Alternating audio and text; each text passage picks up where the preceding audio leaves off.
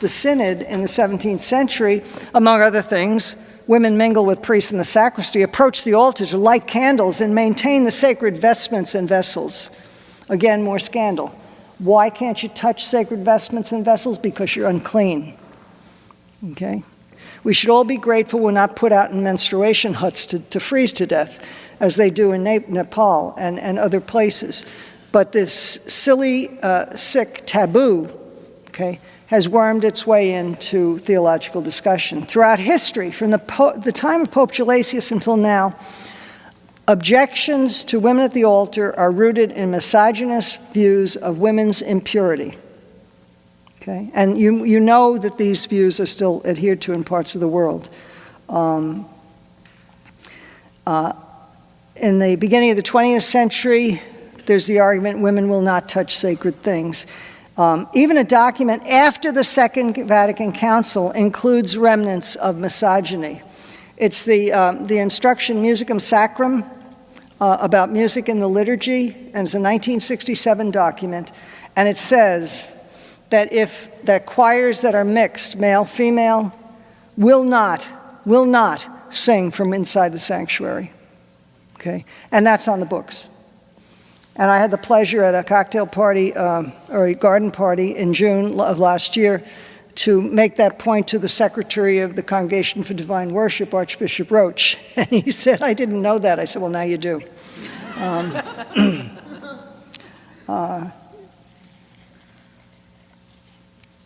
He's a very nice guy, actually. But the deacon is charged with preaching. But women forbidden from the sanctuary certainly can't preach during Mass. Now, it seems that women ordained as deacons only, it seems, we don't know, only preach formally as abbesses, but their dedication to the word is known because they catechize women and children, all right? The deacon is also charged with charity. And you know the charity of the church was once more clearly, parochial and episcopal ministry. But if the church's charity is measured against the decline of the diaconate, especially in the West, we see mainly in the works of women and men religious to this day. The hospitals, the nursing homes, okay, the social service agencies. Certainly you have parochial ministries, especially in this parish, but the educational institutions formed by women and men religious. So we get to the theology of the diaconate. Okay. Now, the diaconate was affirmed and restored as a permanent, sacramentally ordained ministry following the Second Vatican Council. The dogmatic constitution on the Church, Lumen Gentium, is clear. At a lower level of the hierarchy, okay, deacons are imposed, have imposed upon them the laying on of hands, not to be priests, but for the ministry, not for the sacerdotal work, but to the ministry, not to the priesthood, but to the ministry. The crucial fact: ordination to the diaconate is for ministry, not priesthood. These are two different things. Now, every diaconal task or duty is or has been performed by women, either by the deacons of history or lay women religious today, and also lay ecclesial ministers. So, in fact, there's no diaconal service named in Lumen Gentium that can't be done today by a woman, okay, except if she is legally restricted from it, such as preaching. So following the close of this council, Pope Paul VI recalled the diaconate in 1967. He detailed the duties of the diaconate, opening it as a permanent duty. You have Deacon Reisinger, I don't think he's here, but you have the deacon here, and it opened it to married men. And the second letter did a very interesting thing. You used to, say from the 12th, actually starting in the 7th, 8th, but formalized in the 12th century, you had what's called the cursus honorum, okay, the course of honor. So you were tonsured, and you became a cleric. Then you had minor orders, porter, lector, exorcist, acolyte. Then you were ordained to the major order of subdeacon, okay? And after that became a deacon, and after that a priest. Well, what happened in the 12th century is no one would be ordained, no one would even enter the cursus honorum, but no one would be ordained a deacon unless that person was going to be ordained a priest. Well, women were never in the cursus honorum to begin with. So the female diaconate, which had been increasingly shoved into the monasteries anyway, basically died out, even though it actually lasted longer as a standalone than the male diaconate, because, as I said, anybody who was becoming a deacon had to be on the way to priesthood. Only in 1983, the Code of Canon Law said that the ordinary means of entering the clerical state is by ordination to the diaconate. So what Pope Paul did, actually, was he ended the cursus honorum, okay, to a certain extent, okay? There are still canons that say you can't be formally installed a lector, you can't be formally installed an acolyte unless you are a male, preferably a male on the way to being a deacon at least, if not a priest. So the remnants are there, but the fact is that one could be ordained permanently as a deacon. So that kind of changed things, and then Benedict XVI further separated the two. In 2006, he was talking to the priests of Rome, and the question was, why can't we have more women in ministry? And he said, well, that's an interesting question. He said, but the priesthood and the ministry, the diaconate, are different. Due binaro, okay? Due binari, a different binaro, two tracks that never meet. If I look down the aisle here, it's never going to meet. The diaconate is here, the priesthood is here. They're different, okay? That was the first shoe that he dropped. In 2009, he actually modified the Code of Canon Law to say those who are constituted in the order of the episcopate or the presbyterate receive the mission and capacity to act in the person of Christ the head, whereas deacons are empowered to serve the people of God in the ministries of the liturgy, the word, and charity. Bingo, they're different. In persona Christi servi is the deacon, in persona Christi capitis ecclesiae, in the person of Christ, the head of the church, is the priest. So the progressive recognition of the historical distinction, I think, allows the church to receive its history more easily. So now the only theological objection to restoring women to the ordained diaconate is, I hate to tell you, women cannot image Christ. All right? Now, this is a notion that's so invidious that it's heretical. All right? The deacon is and ministers in persona Christi servi and does not participate in the presbyterate or its functions, okay? Well, what is this women can't image Christ business? Well, I don't know. I don't know.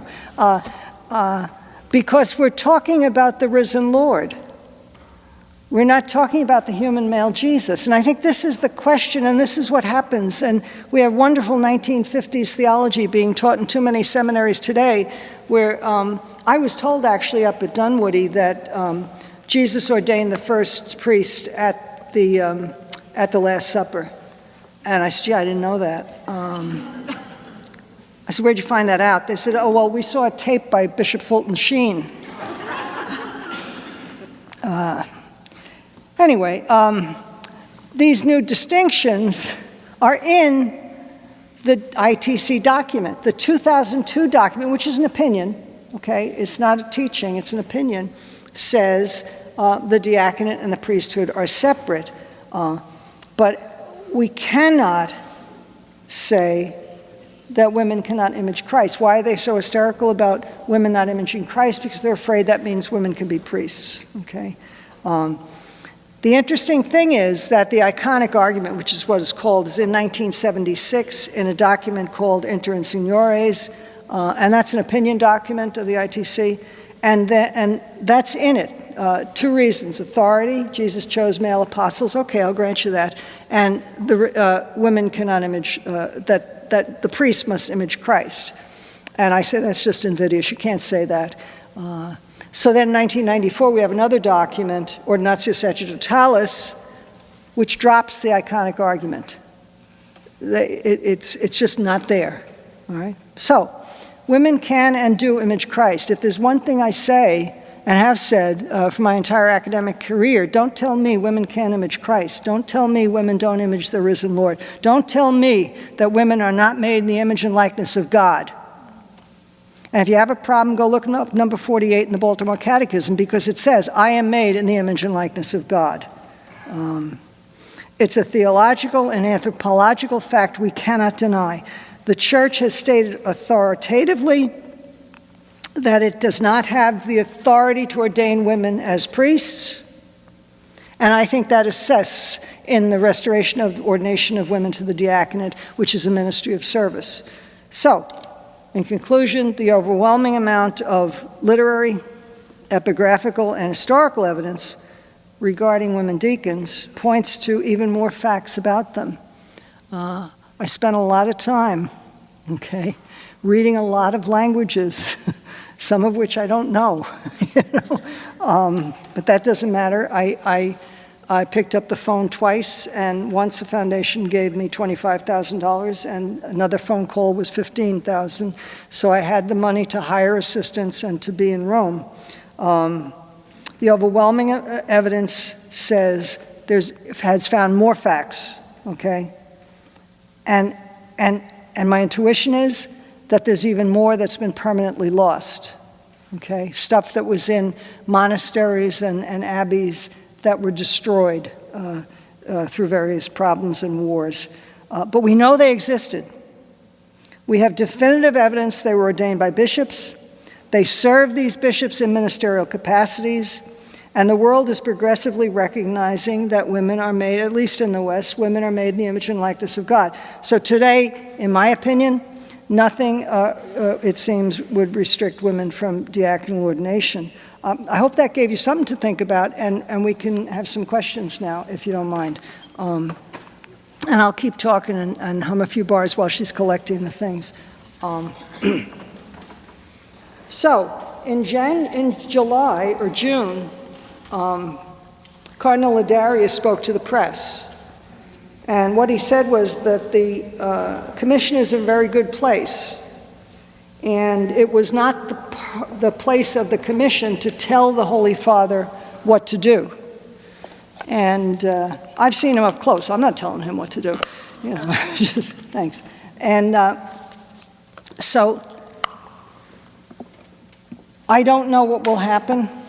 I was over last in June, and I said to Cardinal Ladarius, so anyway, it's been a while, can I go back to giving talks? And he said, you know how you say to somebody, can we get together? And they say, well, he said, you'll be okay after November. I said, okay.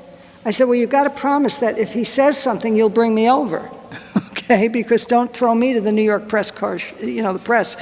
He said, no, we'll bring you over. And then the only other tea leaf I have is that I was lost, actually. I was locked out of Congregation of the Doctrine of the Faith. Congregation of the Doctrine of the Faith is an unbelievable building. It's I've got to say, 17th century building. It's the Holy Office.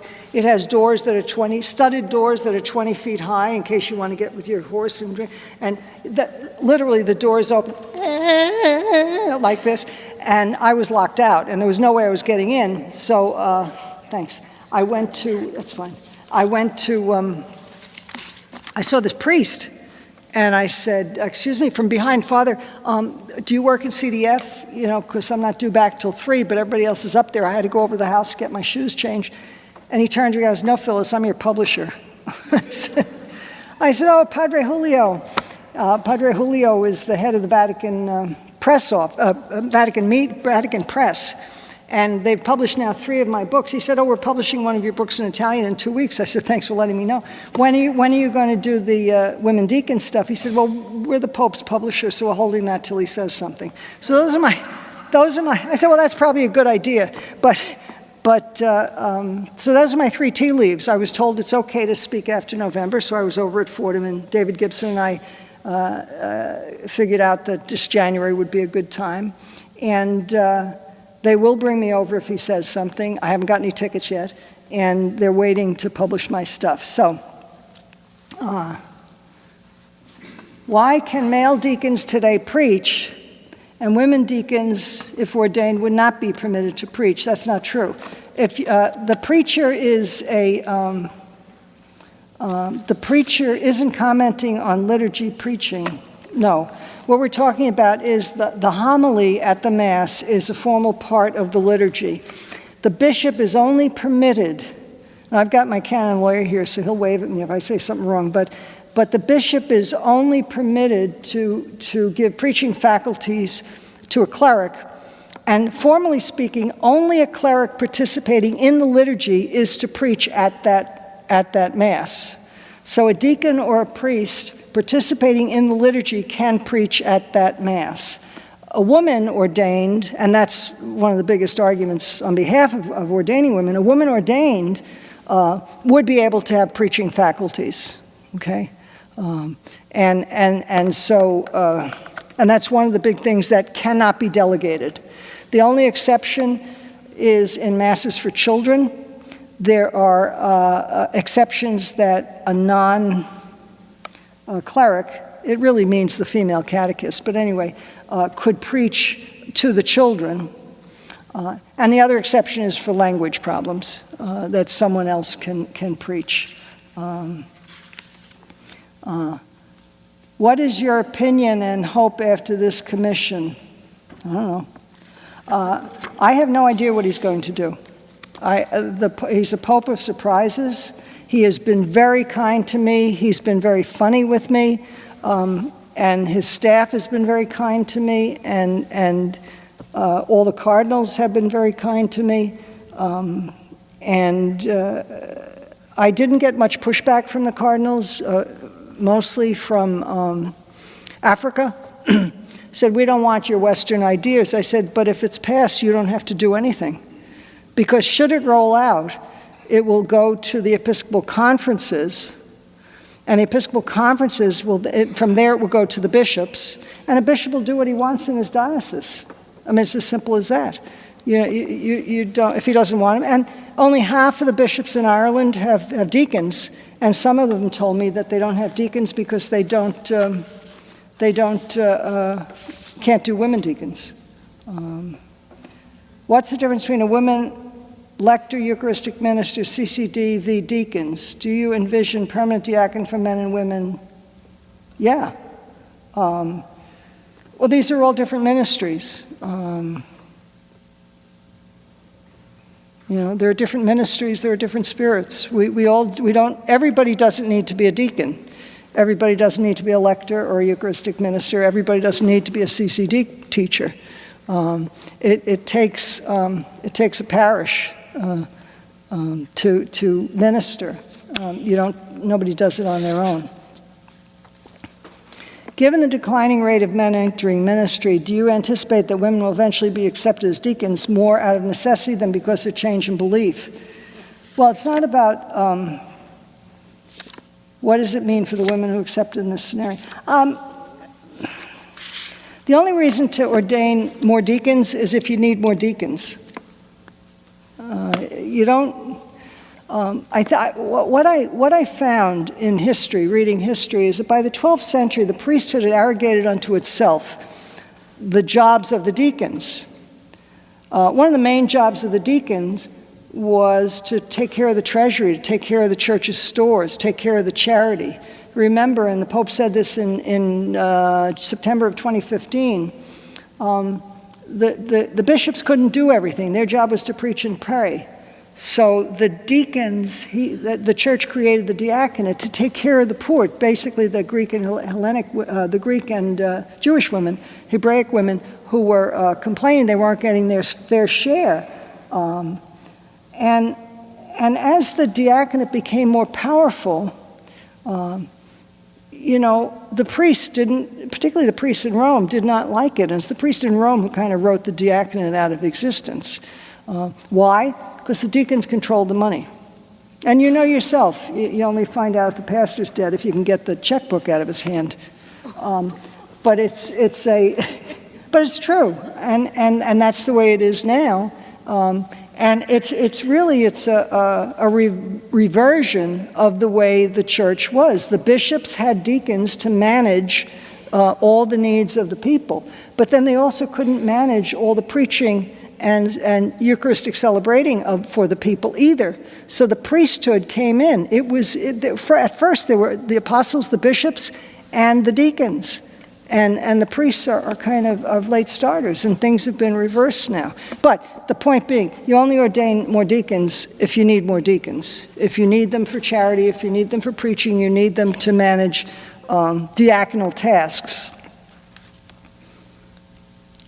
What's the current argument for Pope Francis, women not being priests? I really don't talk about the priesthood. What he has said is it's been decided. And the teaching is fairly definitive. Cardinal Dulles, and actually I spoke at Fordham 10 years ago on this point. Cardinal Dulles said there are 4 levels of infallibility, and the real discussion is not on can women be or not be priests. The real discussion should be on which of the 4 levels of infallibility this teaching falls. Is it reformable or irreformable? But in any event, that's what it is now.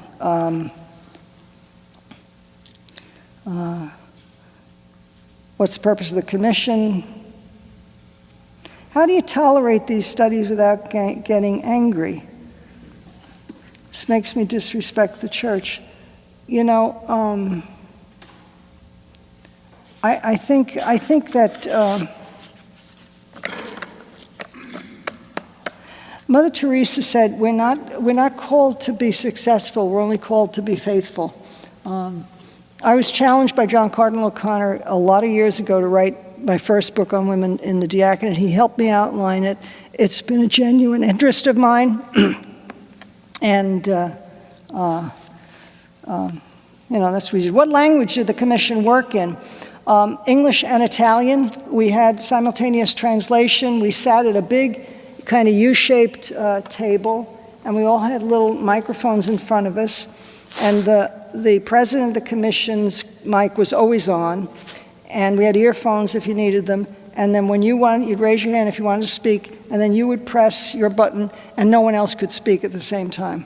Very interesting. And as I said, we had the simultaneous translation. And we were sitting there one day, and I had kind of heard in the house what was going to happen, so I was watching the door, and all of a sudden himself walked in, and everybody stands up. Hi. Were there times when your consultations or opinions were offered, or in circumstances where no one could tell which of you said it? No, we were all speaking, no, it was all public discussion. Is the can being kicked downstairs still? I don't think so. Is there any real hope? I mean, I'm not, I don't know. Look, I'm not the Pope and I'm not the Holy Spirit. I don't know what's going to happen. I was asked to do something. They spent a lot of money on me. Foundations have spent a lot of money on me. I spent 2 years of my life. We know Pope Francis could make women deacons tomorrow. Why doesn't he? I wouldn't do that if I were the Pope. He's a man of consensus. How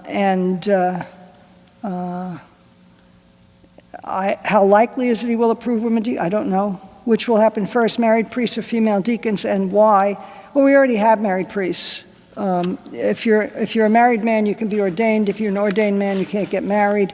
I think the Synod on the Amazon, which is October of 2019, will be part of this. Do you want me to stop? It's you, yeah. No, I mean, I don't want to keep you we're here for an hour. What do you think about the fact that Jesus chose 12 disciples, all men? Look, we know that the men are the ones who got their names in the papers. Many women were close influences, followers of Jesus, that's true. Do Do you have the support of any American bishops or cardinals in an effort to ordain women deacons? I actually text with some cardinals in the United States. That's what it is. Anyway, that's kind of it. And I appreciate your interest and I appreciate your coming. In the back, Bob Burns has a book, Women Deacons, Past, Present, Future. And Sister Irene has my book, which is a Meditations for Lent. I can tell you, those of you who are snowbirds, I will be at St. Agnes Church in Naples, Florida on Tuesday, March 12th. I'll be at the Los Angeles Religious Education Congress, March 22nd and 23rd. Santa Clara University in California, March 25th. Holy Trinity Church in Georgetown, March 30th. The Catholic University of Portugal in Lisbon, April 10th. And Monday, April 22nd at the St. Raphael Center in Haverford, Pennsylvania, with a special event for women religious only. I have a webinar for religious on Thursday, March 14th, which folks can sign up for, and a webinar for the general public on April 15th at 2:30. So if your taxes are done, sign up and we'll send you a link and you just we'll talk. And Sister Colleen Gibson asked me questions like this for an hour that you type in. So, and Sister Irene is holding something up that I can't see. So go back and find out what she's got. Thanks a lot.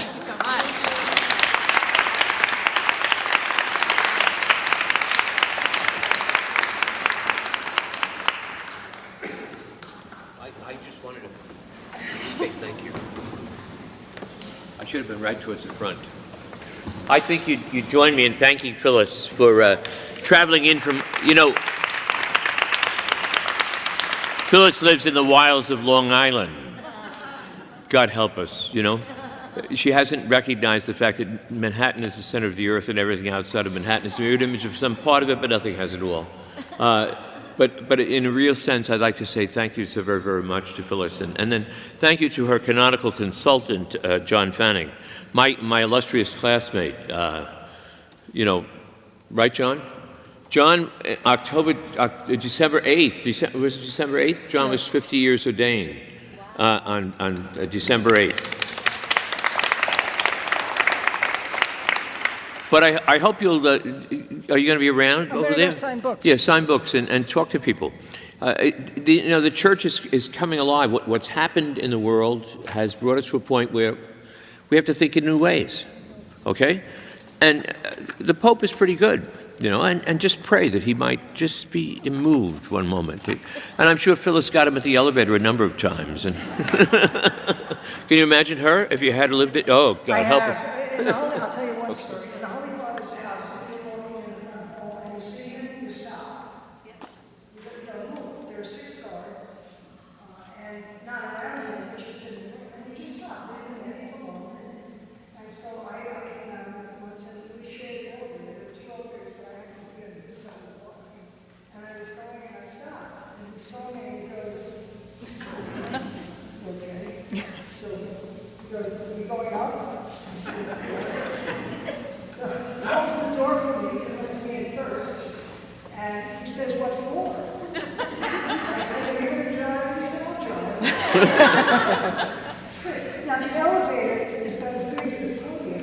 So you're standing there going, oh my God, don't let me go for the Pope. But he's the realest, most gentlest guy I ever met. What Sister Irene was waving at me is this study guide, I'm going to give you past, present, future, which there are a couple copies back. I don't know about selling or giving away as prizes. It's to have talks. There are 4 meetings to study it. I know the women's group has copies. I really like your chocolate. I really thought it does want this success. Thanks. Thank you. The National Catholic Reporter has a few things back there, some of Phyllis's talks, and also, if you get back there quick enough, you'll get a stick-on Pope you can put on your refrigerator. Thank you very much. I want to thank the women's group of the parish, and I urge everyone to become more a part of it. When's the next meeting? Monday the 25th. This Monday. Monday the 25th, this Monday. What time? 7 o'clock. 7 o'clock. That's great. Thanks, Daniel, so much. Yeah.